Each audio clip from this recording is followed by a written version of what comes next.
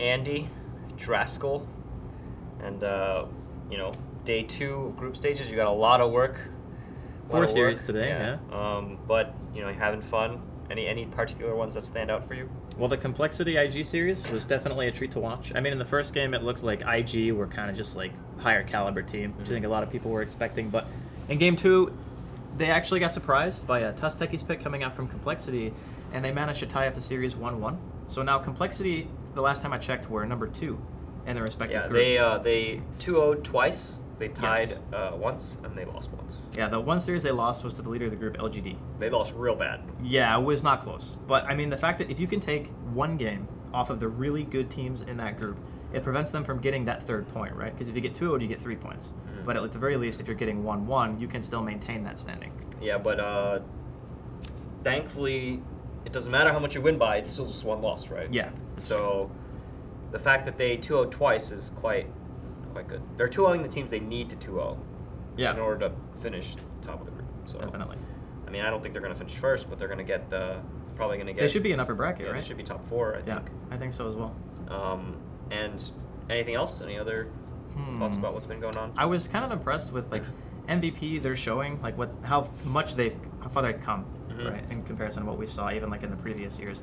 I think that it's not going to take too much longer for them to become a relevant tier 1 scene. I think it's just difficult for those types of teams in Korea. You don't have a whole lot of people to practice against, so the fact that they've been able to make those strides with high ping as well. If you play on I think Perfect World, you get 250, 300 ping. That's right? Insane. It's really, really bad. You just can't play certain heroes. How do you play Puck? You don't. With 250 ping. Yeah, you really just don't. But it's really impressive that you can make those kind of strides in such a confined community. Whereas normally you say you want to play against the best to be the best. But they don't really have that option except for one time a year. Mm-hmm. So. And what's it like being invited to TI and casting, the group stage? Because I know last year there were some stuff happened, So. Yeah, being invited was kind of a surprise in a way because I figured last year it was kind of a mess, right? And this year they were like, yeah, we would like you to come cast group stage. And I was like, okay. I was surprised. Last year I did panel work, and panel was fun, but they're really long days. You sit there all day and you watch all the games and you have to talk about every single thing that happens. But commentary is still my homeland, right? That's where I think I'm the best. That's where I really enjoy being. And since I'm here with Owen, this is his first TI, it's kind of fun being here with him and having that experience together. So It's good. And you guys complement each other. He's got the crazy... He goes ham during games. You can actually, if you're sitting next to him, he'll grab his chair like this and just start freaking out and rocking back and forth in his chair. And having that genuine excitement is what you want, I think, out of your commentator. Before he gets beaten down by the crucible of Dota commentary. That's true. Don't look at Reddit too much because he's a notorious fiend, right? He fiends everything. Not just Reddit too. A lot of other forums, websites. He's a 4chan guy. He's a Reddit guy. Yeah. He has that app where you can actually go and rewatch a VOD of a Twitch stream with chat just to read what people were saying during commentary if he can't do it. Wow. That is the epitome of a fiend. So what does he... What, he doesn't sleep or something?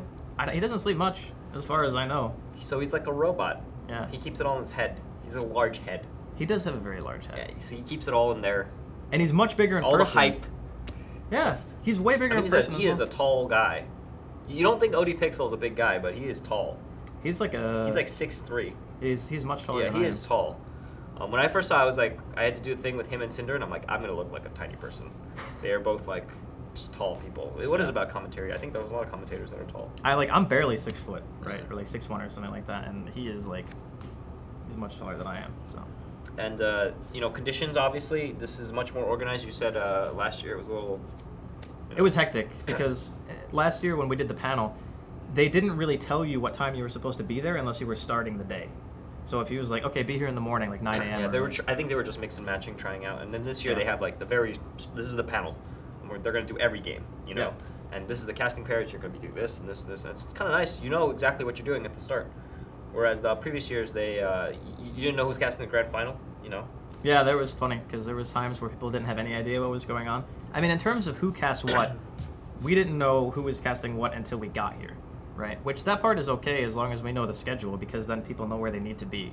It's very stressful to come in and not know, okay, where am I supposed to be? What games am I casting? I don't know what's going on. But they sorted it out very quickly this year, and I think it was overall a lot smoother.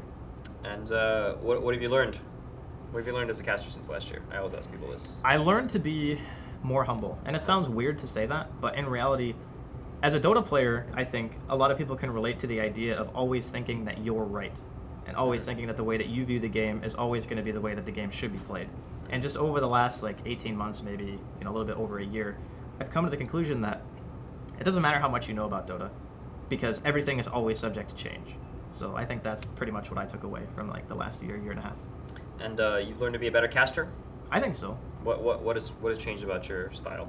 Well, it kind of goes hand in hand with just the learning to be able to stay objective. Don't stay too focused on one aspect of the game, because you can never count a team out until the throne dies. There have been multiple games so far this TI that have been 10,000+ golden experience swings. Stuff just happens, especially when the things are so high stress. Everybody's freaking out about okay, we got to go high ground now.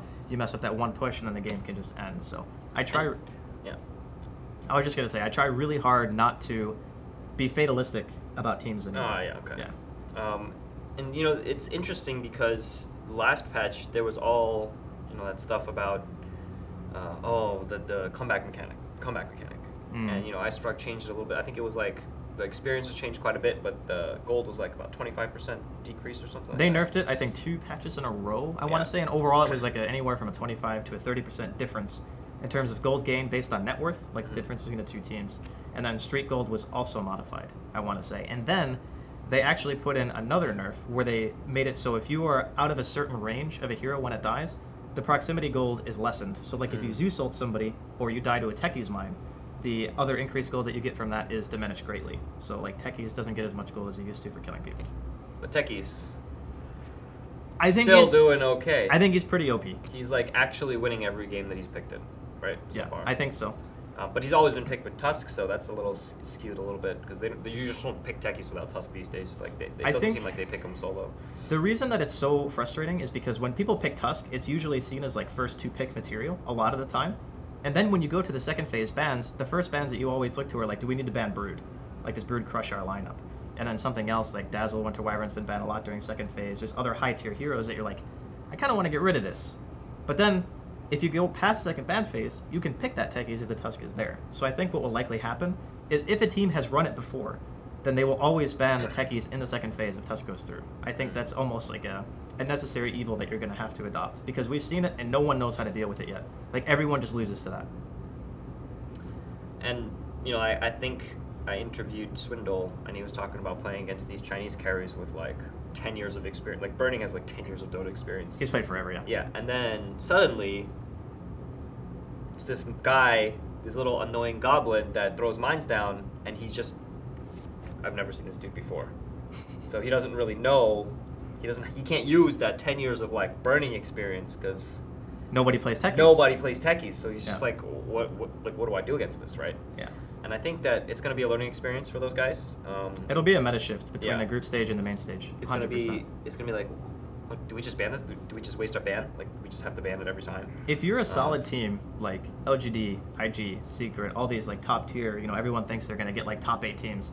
You're doing yourself a favor by removing that X factor from an enemy team. So if Complexity has been known to run it, you just take it away. Because that's one thing they can throw a curveball and be oh, now all of a sudden, IG beat us in 25 minutes, but we can actually beat them if we have this strategy up our sleeve. That's way too dangerous to give a team. Yeah. I think that maybe if you're a team that runs Techies, it's time to hide that until the bracket stages, right? Yeah, I think so. All you need is one game. And that makes a huge difference in a best of 3, Yeah, and the other part of it too is I believe the lower bracket on main stage are BO1. Yeah. So if you're going to save something, if you're going to secure upper bracket, then it's one thing, right? It's okay, if we win this game, we're in upper bracket, we don't have to worry about going out straight away. That's fine. And I think that's kind of what Complexity did, because they already know, okay, we 2-0'd twice. If we take a game off of a really good team, we might just secure ourselves top 4. So they say, okay, we can bring it out now. Yeah. But other than that, you got to save it for later. I don't think it's good to use now. And do you think we're going to see some... I mean, we've seen rapiers and... 8 rapiers on the first day. A lot of crazy stuff, but do you think they're saving? I think there's got to be something that's going to come out after group stages that just blows people away. I think there's going to be a couple of strategies that people are definitely hiding, but as far as saving stuff, if your life is on the line in the tournament, you have to bring it out. Mm-hmm. So I think when we start seeing those BO1 loser bracket games, then that's where we're going to start seeing some crazy stuff. But if the teams are good enough, like tier 1 teams, we talked about Secret and such, you probably don't have to do that until like winter bracket finals, grand finals, that kind of stage to where you really want to start taking out all the stops. And the other thing is, like we mentioned, metas evolve during tournaments. Mm-hmm. So people are seeing the stuff that's picked now, and they're going to think about it because there's like a 2 or 3 day break, I believe, between group stage and main stage. Yeah, 3 days. So teams are going to watch like all the replays. They're going to be like, this is what went wrong, this is what was good, this is what was bad. And then they're going to come in with entirely new material. I think that, okay, we're just going to wait for the siren to dissipate. I was going to say that I think that the way that Secret and those teams approach it, I think that there's a hierarchy that some team is going to try an all-in Secret with like a level 1 Roche or something. Don't you think that's going to happen? I think if you look at Secret and you say, we can't beat this team straight up, then you have to do something crazy. Because Complexity did that against IG. They're like, we just got stomped in game 1. Like, it was not close. And they're like, I wonder if we do this, if we could take a game off them. And it only takes one. That's the thing. Like, if it secures you a good spot, if it wins you a series, all you need is that win. So I think, you're probably going to see somebody who is the underdog who comes into a series and says, if we get like one game and it's a BO3, then we're definitely pulling out all the stops and just going to do some, like, if you want to call it a cheese, right? Because I think Techie's Tusk is a cheese. Mm-hmm. That's how I view it. How do you see yourself in terms of like the majors and stuff? Is it just like crossing your fingers, hope this works out? Well, I mean, obviously, I hope I get to do them. Mm-hmm. I mean, covering the majors is like the next big thing, right? Because you obviously have TI, that's only once a year. Majors is a seasonal event, so being able to work more throughout the year is always going to be fun. It's fun seeing you, like everyone else in the Dota community, like everyone's friends. There's no animosity between anybody, so it's pretty chill. So I would like to do it. And you have a very prolific stream. You like streaming. I do like to stream. Are you jonesing right now for? I'm jonesing for Dota. Yeah, you want to play. Winter and I were talking like the first day, and we joke about it. We got the Dota shakes, We're just like sitting there. It's like we really, really want to play. What's the longest you've gone in the last couple months not playing Dota? I think last TI was the longest I went without playing Dota, because it was a couple of weeks, right? Yeah. So I think that is pretty much the longest stint. But I still played like 2 games during that TI, because that was when we were in the other hotel and they had like all the. Now you have nothing. What are you gonna do now? Now we have nothing, right? They need like a patch. Yeah, I need like a Dota patch that can just put it on there and then it just calms you down. Intravenous Dota. But there's a lot of stuff to do here. See friends. We play some Smash. Yeah. I don't know if I would call it playing Smash for me. You play Smash. I kind of fumble around with a controller in it. Yeah. Well, you have the right mindset for it, and everyone gets together. They have their midnight snack. That is like the amazing godsend of this tournament. Oh my. Whoever thought of that at Valve, I want to give you a shout out, because thumbs up. They provide like a hot meal at 11 p.m. and everyone goes to it. Yeah. Oh man. We got some Mafia games going on as well. Yeah, Mafia. Yeah. I mean, it's like summer camp for all the personalities. Obviously, work pretty hard, but work hard, play hard, right? I agree. Yeah. Well, you have a long day ahead of you, so I don't want to keep you. Do you have any shout outs? Any last words? Just shout out to all of my supporters. Thank you guys very much for watching the stream, supporting me and my commentary. Hopefully Owen and I will continue doing a pretty decent job, and thanks for having me here. Call out. Give me a call out. Call out. Shout out to Hotbid, #1 Smash player, best teacher. He's gonna help me. I said call out. A call out. You gotta call someone out. Oh, I have to call somebody out in just anything, or in anything. Who's in the other crew battle on the other team? Purge. All right, Kevin, I'm coming for you in Smash. Okay. All right. Good. Thanks.